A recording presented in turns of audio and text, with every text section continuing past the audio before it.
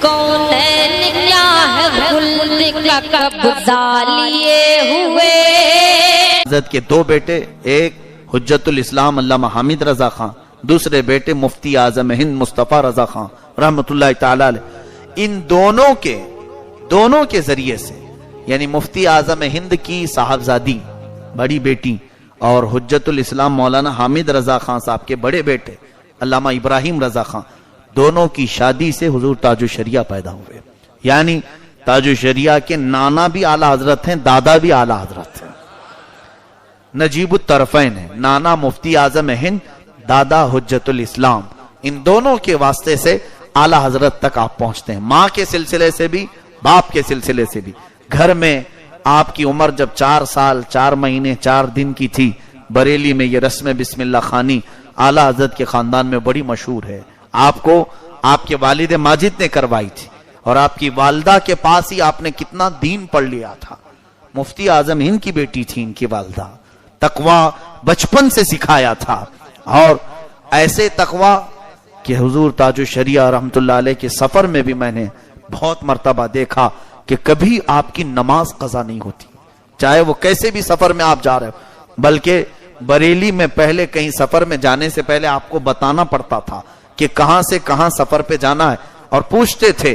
مثال کے طور پر ممبئی سے پونا جانا ہے، پونا سے پھر آگے جانا ہے، تو انہیں بتانا پڑتا تھا کہ یہاں سے یہاں کا ٹائم کتنے دیر کا ہے، کتنے گھنٹے لگتے ہیں، اور پھر اسی کے حساب سے نمازوں کے بیچ کا ٹائم وہ سفر کے لیے دیا کرتے تھے کہ جس جگہ پہنچے وہاں نماز کا وقت ہونا چاہیے اور شہر میں نماز پڑھ کر کے چلیں.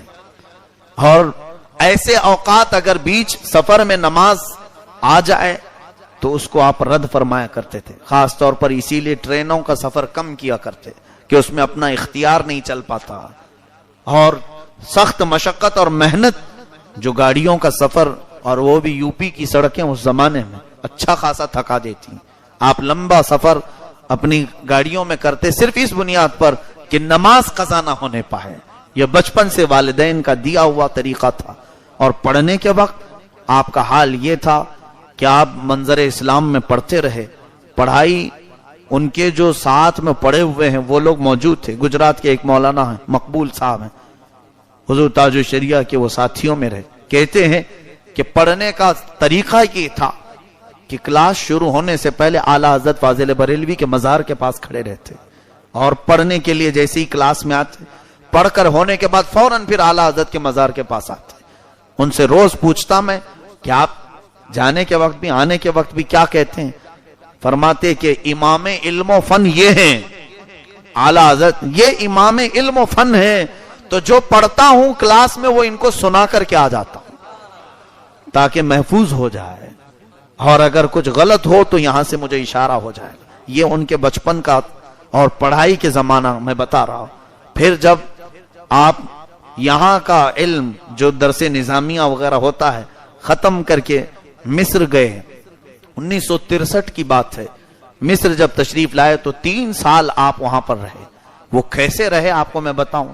3 سال تک 1963 سے 1966 تک تقریباً آپ وہاں پر تھے. 40 سال کے بعد جب حضرت کے پاس میں قریب رہا، آپ نے خود مجھے بتایا تھا اپنے پڑھنے کے زمانے کی باتیں کہ اس وقت کھانا بنانا پڑتا تھا، بنا کر کے کھاتے تھے.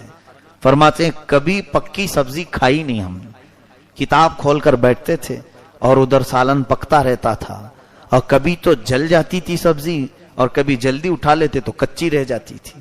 3 سال ایسے ہی نکلے، اور ہم صرف اس بنیاد پر کہ کھانے کے لیے نہیں گئے تھے، کتابوں سے اتنی غذا مل جاتی تھی کہ اس کھانے کی کبھی شکایت بھی نہیں کی. یہ بھی بات یاد رکھیں کہ حضور تاج الشریعہ ایک بڑے خاندان سے تعلق رکھتے ہیں، یعنی دینی خاندان تو ہے ہی. اعلیٰ حضرت اپنے زمانے کے بہت بڑے رئیس تھے، زمیندار بھی تھے. بے حساب زمینیں اعلیٰ حضرت کی آج بھی موجود ہیں، پورے کا پورا گاؤں ان کی زمینوں کا ہے. لیکن کبھی بھی وہ مال کا غرور نہیں آیا. پڑھنے کے زمانے میں کہتے ہیں کچی سبزی کھاتے یا پھر جل جاتی سبزی. ایسے 3 سال گزرے، اور ایک وقت سنا ہم نے کہ یہاں سے ہندوستان میں اس زمانے میں جو حکومتیں چل رہی تھیں کانگریس کے دور میں، غالباً یہاں کی कांग्रेस की लेडी वहां पहुंची थी, और जब वहां पर पहुंचने के बाद हिंदुस्तान के तलबा स्टूडेंट्स कौन कौन हैं, जाहिर सी बात है हमारे मुल्क के भी यहां पढ़ रहे हैं, तो बताया गया कि हाँ हैं, यहां पर कुछ तलबा हैं। हजरत के साथ जो इंडियन स्टूडेंट्स थे वहां पर बताया गया कि तुम्हारे मुल्क की एक बड़ी लीडर आई हुई है कांग्रेस की, वो आई हुई है और बुलाया जा रहा है। हमारे साथ भी ऐसा हुआ है कि जब कोई मुल्क का प्रेसिडेंट आता था तो जामिया अजहर में जो पढ़ने वाले स्टूडेंट हैं इनको पेश किया जाता था कि ये इंडिया के हैं, ये फलां जगह के हैं। तो इसी तरह हजरत को जब खबर दी गई कि एक लेडी आई हुई है, तो जाहिर सी बात है दूसरे जब पढ़ने के जमाने में दौड़े दौड़े भागते थे कि देख कर क्या है हमारे मुल्क के या तो प्राइम मिनिस्टर या जो भी मिनिस्टर आए हों। हजरत ने पढ़ने के जमाने में इनकार फरमा दिया। पहली बात तो वो काफिरा है, दूसरी बात तो गैर महरम है, मैं हरगिज नहीं जाऊंगा। ये उस जमाने आप तन्हा थे जो इनकार किए, दूसरे मिलने के लिए अगर से चले गए हों, नहीं गए। हालांकि उस जमाने की कोई बात आपको कौन क्या कह सकता था, पढ़ने का जमाना था, मिल लिए तो क्या है, नहीं, ये तकवा उनके घर की विरासत में मिला है। इसी तरह से मैं 40 साल के बाद हजरत के साथ मिस्र के दौरे में साथ रहा। 2009 में हजरत तशरीफ लाए थे मिस्र, जब मैं वहां पढ़ रहा था। और ये एक आपको इसलिए मैं बता रहा हूं कि लोगों को ये ना लगे कि सुनी सुनी बातें कर रहा हूं। पहले मैं अपनी हैसियत आपको बता दूं। अल्हम्दुलिल्लाह मेरे तालीम का अक्सर हिस्सा जो मैंने मुफ्ती कोर्स किया है वो हुजूर ताजुल शरिया के पास ही किया है, और अल्हम्दुलिल्लाह रोजाना किताब आपके पास पढ़ने का मुझे शरफ हासिल होता, वो पूरी रिकॉर्ड मेरे पास मौजूद है। मेरे वो खास उस्ताद रहे हैं, मेरी तरबियत फरमाए हैं। और इतना ही नहीं, जामिया अजहर जाने की जब मेरी बात आई थी, जामियतुर रजा का इल्हाक जब हुआ था जामियतुर रजा का जामिया अजहर से, तो पहली बैच जो बरेली से जाने वाली थी उसमें सिर्फ सिंगल मेरा नाम आया था, सिर्फ मेरा अकेले का नाम है, वो भी हजरत की दुआ से। अल्हम्दुलिल्लाह 1-2-1.5 साल मुफ्ती कोर्स का होने के बाद मेरा सिलेक्शन लेटर वहां से आया। तो अभी मेरी दस्तार बंदी नहीं हुई थी, यानी मुफ्ती कोर्स की जो अमामा बांधा जाता है वो उर्से रजवी में, उससे पहले ही मेरा सिलेक्शन लेटर आ गया, जाना था। पूछा मैंने हजरत से क्या करूं, कहा आप निकल जाओ। एक चाह भी तो रहती है कि इतने दिन पड़े और मेरे दस्तार नहीं हुई। मुझे भी ये ख्वाहिश थी कि जलसे में उर्स आला हजरत के बाद चला जाता तो अच्छा होता, लेकिन वहां वक्त नहीं था, अगर लेट करते तो सिलेक्शन खत्म हो जाता। तो हजरत ने फरमाया कि नहीं जाओ तैयारी करो। तो मैं बादिले नाखास्ता जामिया में आया, अपना सामान वगैरह उठाया, तैयारी कर रहा था। उसी वक्त मुझे खबर दी गई कि हजरत मदरसे में आ रहे हैं, जोहर के बाद मदरसे आने वाले। उसी दिन मुझे निकलना था बरेली शरीफ से, मेरे सब असातिज़ा से साथियों से मिलकर सुना कि हजरत आ रहे हैं अचानक। तो हजरत के आने के वक्त सारे तलबा जितने भी हैं वो मस्जिद में जमा हो जाते थे। तकरीबन 700-800 के करीब वहां पर तलबा पढ़ते थे बरेली शरीफ में। तो सारे असातिज़ा सब जमा हुए, तो आने की खबर पूछी गई। दोपहर में हजरत तशरीफ लाए हैं, उनके साहबजादे अल्लामा असजद रजा साहब भी साथ में थे। तो बताया हजरत ने कि हमारे जामिया का एक बच्चा जामिया अजहर जा रहा है, मैं उसके लिए आया हूं। मेरे लिए हजरत तशरीफ लाए थे, और आने के बाद हजरत ने बयान फरमाया, मेरे दिल में जो ख्वाहिश थी कि मेरी दस्तार के बाद जाता तो अच्छा होता, अपने साथ अपना एक अमामा लेके आए थे, एक अत्तर की बोतल और एक दस्ती, ये चीजें मुझे दी और सबके सामने मेरे सर पर बांधा। ये होता है रोशन जमीर पीर, जो दिलों के हालात से खबर रखता है। आपने फरमाया अब तुम मायूस ना हो, तुम्हारी दस्तार मैंने कर दी है।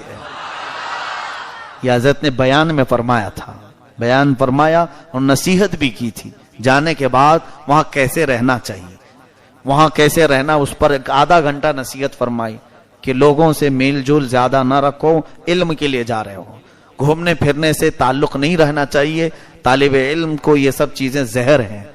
आपने कई अरबी की इबारतें पढ़कर नसीहत फरमाई, फिर वहां से चल पड़ा। मिस्र जाने के बाद अक्सर ऐसा होता कि हजरत से मेरे ताल्लुकात कायम थे अल्हम्दुलिल्लाह। किताबों को हजरत बहुत पसंद फरमाते थे, عربی کی کتابیں وہ مصر سے خرید کر بریلی لانے کا کام میرا ہی تھا. تو کئی کتابیں میں وہاں سے لے کر کے آتا. پھر ایک بار پلان یہ بنا کہ حضرت مصر تشریف لائیں. وہاں پر مصر میں سنی علماء کے دماغ میں کچھ لوگوں نے یہ خرافات ڈال دی تھی کہ بریلوی ایک نیا فرقہ ہے, اس کو ختم کرنا ضروری تھا. اس کے لیے ہم نے حضرت کو وہاں بلایا تھا. حضرت تشریف لائے اپنے چند مریدین کے ساتھ. وہ سارا انتظام میرے ذمہ تھا. الحمدللہ حضرت کے قیام کا, حضرت کے ساری چیزوں کا میں منتظم تھا. میرے اپنے پیسوں سے نہیں, حضرت کے ہی پیسوں سے. سارے انتظامات کے بعد میں جو بات کہنے جا رہا ہوں وہ یہ ہے, دریائے نیل کا نام تو سنا ہوگا آپ نے. اس کا حسن و جمال پوری دنیا میں مشہور ہے. ہاں, اس کی رنگینی, اس کی رانائی. دریائے نیل عیاشی کے لیے بھی مشہور ہے آج تک, آج بھی. اس میں کشتیاں جو ہے سجا کر کے ایسے ڈانس ہوتے ہیں, رقص ہوتے ہیں, ساری اور بھی بہت ساری چیزیں. دریائے نیل دیکھنے کے لیے لوگ دور دور سے آتے ہیں. ہم جہاں رہتے تھے جس ہاسٹل میں, وہاں سے دریائے نیل صرف 15 منٹ کا راستہ ہے مصر میں. اور بہت دنیا کی سب سے بڑی لمبی دریا کا نام, ندی کا نام ہے دریائے نیل. حضرت بھی اسی ہاسٹل میں 3 سال گزار کر گئے, اور جب 40 سال کے بعد آئے تھے یعنی 2009 میں, حضرت کی بصارت, آنکھوں کو کمزوری لاحق تھی, دیکھ نہیں پاتے تھے. تو کار میں بیٹھے ہوئے ہم گزر رہے تھے, دریائے نیل کا برج آیا.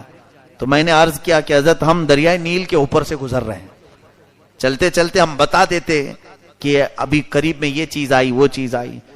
تو حضرت کو ہم نے بتایا کہ یہ دریائے نیل کے اوپر سے ہم گزر رہے ہیں. تو مسکرانے لگے اور فرماتے ہیں میرے پڑھنے کے زمانے میں جب میں یہاں تھا 3 سال رہا, کبھی مجھے آنے کا اتفاق ہی نہیں ہوا, کبھی دریائے نیل دیکھا نہیں. میں آج آپ کو بتاؤں, یہاں انڈیا سے پڑھنے کے لیے جتنے بھی جاتے ہیں, ابھی داخلہ نہیں ہوا ہوتا ہے, وہ دریائے نیل دیکھنے پہلے جاتے ہیں. ایڈمیشن بعد میں ہوتا ہے, وہ نیل دیکھنے پہلے جاتے ہیں. پیرامڈز پہلے دیکھنا ہے, الیگزینڈریا پہلے دیکھنا ہے. سب جانے والوں کا یہ حال ہے.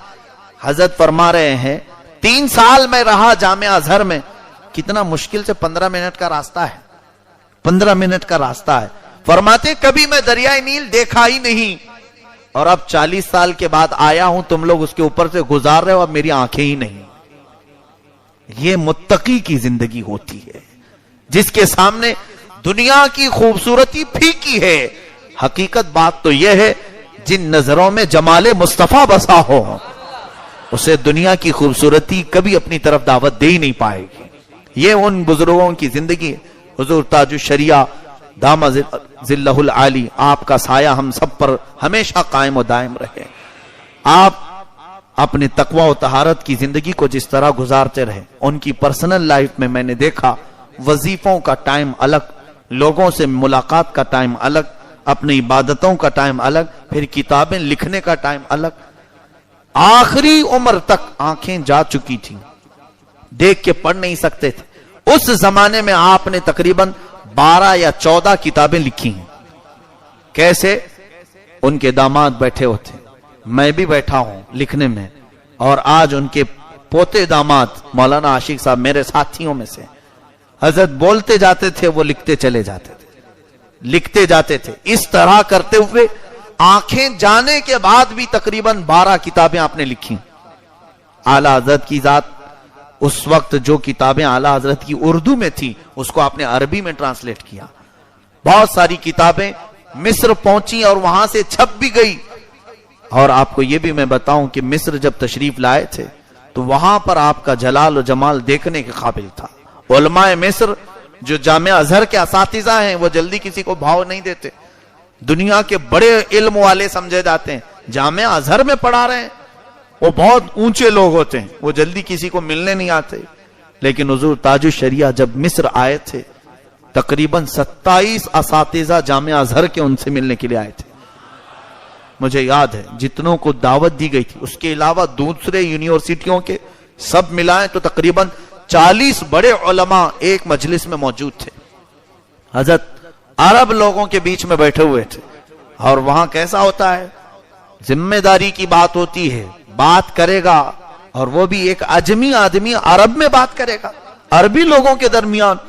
ہم ڈرے سے ہمیں ہماری زبان نہیں کھلتی تھی ان لوگوں کے سامنے، اور حضرت فصیح عربی میں آدھا گھنٹہ تک ان کے سامنے بیان کرتے رہے. 40 سال پہلے پڑھی ہوئی عربی مصر کی اس وقت تک ان کے ذہن میں، جب بولتے گئے وہ اساتذہ جو جامعہ ازہر کے وہ اش کرتے رہے. اس کے بعد مصر کا ایک طریقہ ہے، اب جیسے یہاں کیسے کوئی بھی آئے بیان کرے اور چلا جائے، وہاں مصر میں ایسا نہیں ہوتا. بیان کرنے کے بعد مقرر کو بیٹھاتے ہیں، بیٹھو، جو بیان کیے نا اس میں کچھ سوالات ہیں، ہم سوال کریں گے، آپ جواب دو. وہاں کا قانون ایسے ہی ہے، طریقہ ہے، کوئی بھی بول کے بھاگ نہیں سکتا. یہاں تو کچھ بھی بولو اور چلو جاؤ، لوگ سب سننے کو تیار ہیں. وہاں ایسا نہیں ہوتا، مقرر کو بٹھاتے ہیں، بیان ختم ہونے کے بعد اسے 15 منٹ یا آدھا گھنٹہ دینا پڑتا ہے. حضرت کے ساتھ بھی یہی ہوا. آپ کا بیان ختم ہوا تو لوگوں نے کہا کہ ہمارے کچھ سوالات ہیں، آپ بیٹھیں. حضرت بیٹھے رہے، سوالات آتے رہے، فصیح عربی میں ہر ایک کا جواب دیتے رہے. اسی مجلس میں میں جانتا ہوں صومالیہ کے، افریقہ کے، حبشی جو سٹوڈنٹس وہاں پڑھتے تھے، کئی طلبہ جامعہ ازہر میں، 60 ملکوں کے طلبہ اس مجلس میں حاضر تھے. انڈونیشیا کے، ملیشیا کے، یوکرین کے، انگلینڈ کے، بہت ساری جگہوں کے جو سٹوڈنٹ بیٹھے تھے، سبوں نے حضرت کے ہاتھ پر بیعت کی. اس وقت اس مجلس کے بعد وہاں پر بیعت لی اور حضرت سے کہا کہ آپ اپنی سند حدیث کی اجازت ہمیں عطا کریں. اس پوری مجلس میں علماء پر ایک ہی رعب طاری تھا. تب ہمیں دوسرے دن سے ہماری کالج کلیہ جس میں ہم پڑھتے تھے جانے میں فخر ہونے لگا. جب ہم داخل ہوتے تھے تو ہمارے ساتھی جو مصر کے تھے وہ سب کہتے تھے اچھا انڈین ہو. پہلے تو حقیر نظروں سے دیکھتے تھے، اس کو تو عربی آتی نہیں، لیکن حضرت کے آ کر جانے کے بعد فخر سے ہم جاتے تھے، ہاں ہم بھی اسی ہندوستان سے ہیں جہاں کے حضور اختر رضا صاحب ہیں. الحمدللہ ہمارا سر انہوں نے وہاں مصر میں بلند کیا تھا. ہمیں کبھی کبھار کلاس میں کھڑا کرتے تھے استاد اور لوگوں کو یہ بتاتے تھے، جانتے ہو یہ ہندوستان سے آئے ہیں جہاں سے حضور تاج الشریعہ آئے تھے، جن کی مجلس میں ہم بیٹھے تھے. ان کے آنے کا دورے کا پورا یعنی روداد مصر کے عربی اخباروں میں چھپی تھی یہ باتیں کہ اور انہوں نے کیا کہا. ہوتا ہی ہے، ہر کوئی فضیلت اپنی طرف پھیر لیتا ہے. حضور تاج الشریعہ کا یہ تو تقویٰ تھا اور ان کا خاندانی علم تھا، لیکن دوسرے دن اخبار میں، مصر کے اخبار میں ایک لمبا میٹر، ایک لمبا مضمون شائع ہوا، یعود الفضل الی الازہر، یعنی تاج الشریعہ کو جو فضیلت حاصل ہے انہوں نے یہ لکھا کہ یہ جامعہ ازہر سے پڑھے ہوئے ہیں. ہر کوئی چاہتا ہی ہے کہ ہمارے ہی ہیں. تو یہ پہلی مرتبہ دیکھنے کو ملا کہ ان لوگوں نے بھی کہا کہ ازہر کے طلبہ جامعہ ازہر سے پڑھے ہوئے ایسے ایسے لوگ بھی ہیں. تو دوسرے دن اس کے جو رئیس جامعۃ الازہر جو بڑے پرنسپل کے مقام پر ہوتے ہیں، 4 لاکھ سٹوڈنٹ ہیں جامعہ ازہر کے، تقریباً 4.5 لاکھ کے قریب طلبہ ہیں جامعہ ازہر میں جو پڑھتے ہیں. وہ ایک پورا شہر ہے، چھوٹا موٹا ایک مدرسہ نہیں، جامعہ ازہر ایک پورا شہر ہے. 105 ملکوں کے طلبہ وہاں رہتے ہیں، 105، اور 56 فیکلٹیز ہیں الگ الگ. جیسے یہاں سائنس، کامرس، آرٹس ایسے ہوتے ہیں، اس طرح کے 56 فیکلٹیز جامعہ ازہر کے اندر ہیں. اتنا بڑا ایک ادارہ، اس کے پرنسپل شیخ احمد طیب دوسرے دن حضرت کو اپنے دفتر میں دعوت دے کر بلائے. اس میں ہم بھی حاضر تھے. جب وہاں پر گئے تو حضرت کو وہ لینے کے لیے آئے، نیچے سے حضرت کو پکڑ کر کے لے گئے، بٹھائے، اور بات چیت کے بعد ہمیں یہ ایکسپیکٹیشن تھا بھی نہیں کہ مطلب یہاں یہ باہر سے آئے ہوئے لوگوں کا اتنا بڑا استقبال ہوتا ہے. حضرت کے ساتھ ہم کھڑے تھے تو وہی رئیس جامعۃ الازہر جو احمد طیب صاحب تھے، انہوں نے ایک ایوارڈ نکالا جس پہ لکھا ہوا تھا درع فخر الازہر، کہ ازہر کا جس پر فخر ہے وہ ہم اسے عطا کر رہے ہیں. یہاں پر بھی بات ان کے ازہر کی آتی ہے، جامعہ ازہر کی. یعنی حضرت کو انہوں نے تھمایا، وہ ایک بہت بڑا شیلڈ ہے، حضرت کو دیا. ہمارے یہ پلان میں بھی نہیں تھا اور سوچا بھی نہیں تھا کہ یہ ملے گا. حضور تاج الشریعہ نے اسے قبول کیا اور ہمارے ہاتھ میں دے دیا. رکھو اس کو. کار کی ڈکی میں رکھ کر لائے تھے، مجھے یاد ہے، کار کی پیچھے کی ڈکی میں اس کو رکھوایا حضرت نے، رکھو. اور یہاں آنے کے بعد پتا چلا کہ اس کی اہمیت کیا ہے. حضرت کے پاس ایسی دنیا کی بہت ساری سندیں، القابات آئے آپ نے کبھی اس کی طرف توجہ نہیں فرمائی. حضرت کو جب یہ بتایا گیا کہ حضرت یہ بہت بڑی چیز ہے, آج تک ہندوستان میں کسی کو یہ نہیں دیا گیا, اور سنا ہے پاکستان کے ایک عالم کو بہت برسوں پہلے دیا گیا تھا. حضرت سب سنتے رہے. شام میں اپنے قیام گاہ پر بیٹھے تھے اور طلبہ بھی موجود تھے. تب کہنے لگے سب صحیح ہے, انہوں نے بڑی چیز دی ہے, لیکن کیا ہی اچھا ہوتا کہ میرے نبی کے دربار سے مل جاتا. یہ ہوتی ہے ایک متقی کی زندگی کہ ان کی آس لگی ہوتی ہے دربار رسالت سے. دنیا سے ان کی توقع نہیں ہوتی, بارگاہ رسالت. یہ کہنے لگے کیا ہی اچھا ہوتا کہ بارگاہ نبی سے کچھ مل جاتا. عزیزان گرامی, اسی لیے تو کہتے ہیں ان کے آستانے پر میرا دم نکل جاتا اور ان کی خاک میں میں مل جاتا. یہ حضرت کے اشعار ہیں. وہ ہمیشہ اس بات کی تمنا کرتے تھے, اور ان کی زندگی کہنے کے لیے بہت ساری چیزیں. حق گوئی کا عالم یہ تھا, حق بیان کرنے کا. کبھی کسی کی رعایت نہیں کی, کبھی کسی کی نہیں. غوث پاک رضی اللہ تعالیٰ عنہ کے سجادہ نشین تھے, وہ ہمارے سر آنکھوں پر, غوث پاک کی اولاد میں سے. لیکن وہاں کے طور طریقوں کے اعتبار سے وہ ٹائی سوٹ بوٹ میں آئے ہوئے تھے. وہ آئے تھے, حضرت نے دیکھا اور ٹائی کے خلاف تھے. حضرت ٹائی یہ یہود و نصارہ کا شعار ہے, ان کے چہرے پر داڑھی بھی نہیں تھی. تو آپ ادب بھی غوث پاک کے دربار کا ملحوظ رکھتے ہیں. کیسے کہتے ہیں؟ آ کر کے مصافحہ کیا اور ان سے مل کر کے صرف اتنا کہتے ہیں کہ آپ نے جو یہ لباس پہنا ہے یہ آپ کے گھر کا نہیں لگتا, آپ کے باپ داداؤں کا نہیں لگتا. اتنا ہی کہا. کتنی بہترین اصلاح ہے. ظاہر سی بات ہے ہمارے گھر کی بات کر رہے ہیں, اور انہوں نے یہ کہا ہے. آج ان کے گھرانے سے بھی تعزیت کا ایک خط آیا ہوا ہے, خط آیا ہوا. انہوں نے اپنے زندگی میں کہا کہ ان کے اصلاح کرنے کا طریقہ کتنا اچھا ہے. یہ نہیں کہا کہ یہ چیز حرام ہے آپ پہن رہے ہیں, یہ چیز ناجائز ہے. یوں کہا کہ یہ آپ کے گھرانے کا لباس نہیں لگتا. غوث پاک کے گھرانے سے ہوا اور آپ کے گھرانے کا لباس ایسا نہیں لگتا. یہ اصلاح کا طریقہ تھا.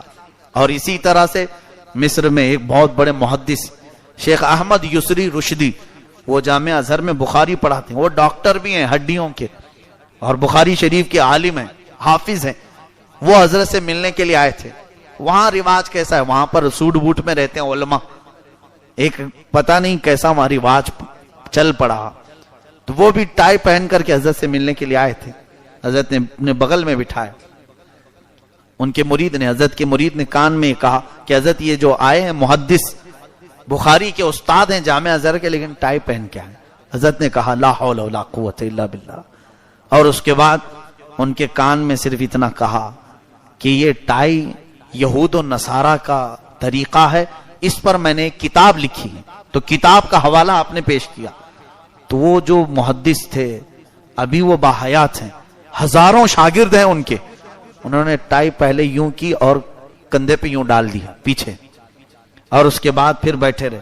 اور حضرت سے کہا میں نے پیچھے ڈال دیا ہے, ٹائی لٹک نہیں رہی, ابھی گلے میں بندھی ہوئی تھی, پیچھے ڈال دیا ہے. حضرت نے فرمایا پیچھے نہیں گلے سے نکال لی تھی. اس وقت تک یہ نہیں کہ ایک بہت بڑے عالم دین آئے, انہوں نے یوں اپنی ٹائی نکالا. یہ ہمارے سامنے کی بات ہے. اور فرماتے ہیں اگرچہ میری تحقیق الگ تھی, میں اس کو یہود و نصارہ کی شعار نہیں سمجھتا تھا, لیکن شیخ اعظم کے احترام میں میں نے اس کو ہمیشہ کے لیے نکالا. انہوں نے نکال دیا اور پھر حضرت کا ہاتھ پکڑے, ہاتھ پکڑ کر کے کہنے لگے آپ جس بات کی مجھے تلقین کرتے ہیں میں اس پر اپنی تصدیق کرتا ہوں, اور یہ کہتا ہوں قبلنا علی ملت رسول اللہ, رسول اللہ کی محبت پر ہم نے آپ کو قبول کیا ہے. یہ ہم نے وہاں پر حق گوئی کا مظاہرہ دیکھا. لوگ ڈرتے ہیں کسی کو بولنے کے لیے, لیکن آپ نے حق بیان کرنے کے لیے کبھی کسی کا چہرہ نہیں دیکھا. دوسروں کی بات تو چھوڑو, ان کے خاندان میں سے بھی اگر کوئی ذرا برابر مسلک اعلی حضرت سے ہٹا تو آپ نے اس کے خلاف بھی اپنی زبان بھی کھولی, قلم بھی. ان کے خاندان میں ایک صاحب ایسے بھی نکلے جو اتحاد ملت بنائے ہیں, دیوبندیوں سے, وہابیوں سے. اعلی حضرت کا خون ہو ہی نہیں سکتا اس طرح سے کرے. تو زندگی بھر حضور تاج الشریعہ جس بھی جلسے میں جاتے, لوگوں کو معلوم ہے یا نہیں پتہ نہیں, وہ اتحاد ملت آپ کو بھی نہیں معلوم ہوگا, لیکن حضور تاج الشریعہ آتے تو دعا جب کرتے تو آخر میں یہ کہتے کہ مولا جتنے ہمارے دین میں صلح کلی بن رہے ہیں یہ اتحاد ملت نہیں ہے، ذلت ہے، قلت ہے، یہ کہتے اور کہتے کہ وہ ان سے ہمارا کوئی تعلق نہیں، ان کے خاندان کا فرد بھی اگر ہٹ گیا ہوتا تو اس کے متعلق بھی وہی تلوار چلتی، ایسے نہیں کہ گھر والا ہے اس کو اندر رکھ لیں۔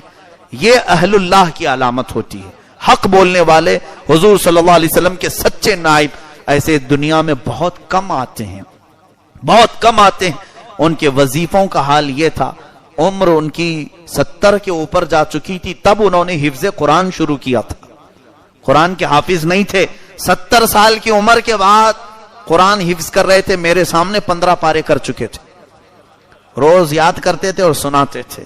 یہاں لوگوں کو قل واللہ یاد نہیں ہو رہا ہے اور جوانی میں سوچتے ہیں اب تو عمر ڈھل گئی، 70 سال کی عمر میں وہ قرآن کا حفظ شروع کیے تھے۔ یہ سب کے لیے ایک ایسا آئیڈیل وہ بن کر کے گئے ہیں، لوگوں دین سیکھنے اور حاصل کرنے کی کوئی عمر ہی نہیں ہوتی، آپ قبر میں جانے تک بھی حاصل کرتے رہو۔ اور وہ بھی حفظ پڑھنے والے ایک بچے کو بلا کر کے سناتے تھے، سنو میرا پورا قرآن، وہ لڑکا سنتا تھا، روز سنتا تھا، جب ہم پڑھنے کے زمانے میں تھے حضرت حفظ کر رہے تھے۔ یہ 70 سال کے بعد لوگ سوچیں گے اب شرم ہے، کس بات کی شرم ہے دین سیکھنے کے لیے؟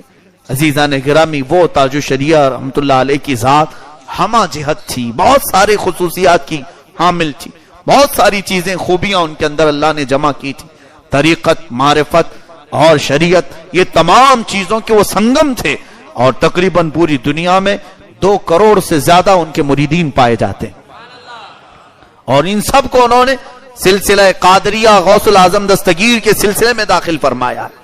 اللہ تعالیٰ ان کے فیض کو عام سے تام فرمائے۔ اب ہماری ذمہ داری یہ ہوتی ہے کہ ان کے مشن کو آگے بڑھایا جائے، ان کے تقوی و طہارت کو آگے بڑھایا جائے، اور لوگوں کو وہ دعوت دے کر کے گئے ہیں کہ ہمارے لیے اگر کامیابی کی کوئی چیز ہے تو وہ مسلک اعلی حضرت پر قائم ہونا ہے، اور یہ کوئی نیا مسلک نہیں، وہی صحابہ کا دین، وہی تابعین کا دین، وہی ائمہ مجتہدین کا دین، غوث پاک اور غریب نواز کا جو دین لائے دنیا میں، اسی کا نام مسلک اعلی حضرت ہے۔ اور جب بھی کوئی مجدد پیدا ہوگا دین کو اس کے نام سے منسوب کرنے میں کوئی حرج نہیں۔ اللہ تعالی ہم سب کو زندگی اسی دین متین پر قائم رکھے، اہل سنت و جماعت کے سچے مذہب پر ہمارا خاتمہ بالخیر فرمائے۔ وآخر دعوانا ان الحمدللہ رب العالمین۔